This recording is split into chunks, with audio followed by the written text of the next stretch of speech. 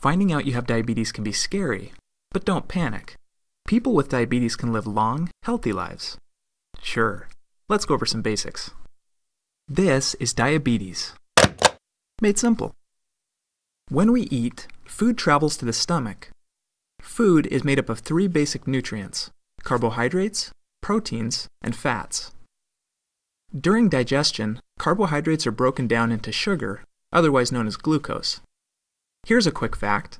Carbohydrates include foods such as bread, rice, pasta, potatoes, fruit, milk, and yogurt. In a normal digestive process, sugar travels from the stomach, through the bloodstream, to your body's muscle and fat cells. However, sugar can't enter these cells without the help of a special hormone called insulin, which is produced by the pancreas. Insulin acts like a key, unlocking the doors to the muscle and fat cells and allowing the sugar to enter. The cells then use this sugar as fuel to provide energy for the body. When this process is functioning properly, sugar entering the bloodstream from the stomach is able to exit the bloodstream at the muscle and fat cells. In this manner, the body is able to regulate the concentration of sugar in the bloodstream. Now let's see what happens in a person with diabetes. Sugar enters the bloodstream, but one of 2 things happens. Either the pancreas does not produce a sufficient quantity of insulin to match the sugar entering the bloodstream, or the body cells do not respond to the insulin that the body is producing. In both cases, the result is the same. Cell doors remain closed, causing sugar to get backed up in the bloodstream. As a result, blood sugar levels rise. This creates several problems.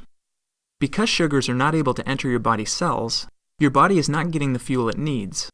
As a result, you may feel tired or fatigued. Your body may try to dilute the excess sugar in the bloodstream by pulling fluid out of your cells. This can leave you feeling dehydrated and thirsty.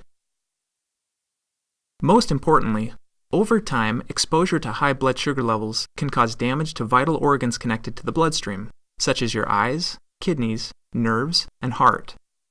If not controlled properly, diabetes can lead to serious complications, such as blindness, amputation, kidney failure, heart attack, and stroke. In order to avoid these complications, people with diabetes must take steps to keep their blood sugar levels in a normal range. One way to do this is through diet. By reducing the amount of carbohydrates you eat in a single meal or snack, you can regulate the amount of sugar entering the bloodstream and prevent your body's insulin supply from becoming overwhelmed. This may mean limiting high-sugar foods such as cake, pie, candy, and soda. You know which ones. Another way to regulate blood sugar is through exercise. Physical activity makes your body's muscle and fat cells more receptive to insulin. In other words, those muscle and fat cells that wouldn't open before, now they will. Finally, your doctor may prescribe oral medications to increase your supply of insulin, regulate the amount of sugar entering the bloodstream, or make your body's cells more receptive to the insulin your body is producing. In some cases, insulin shots may also be necessary. Okay, let's review.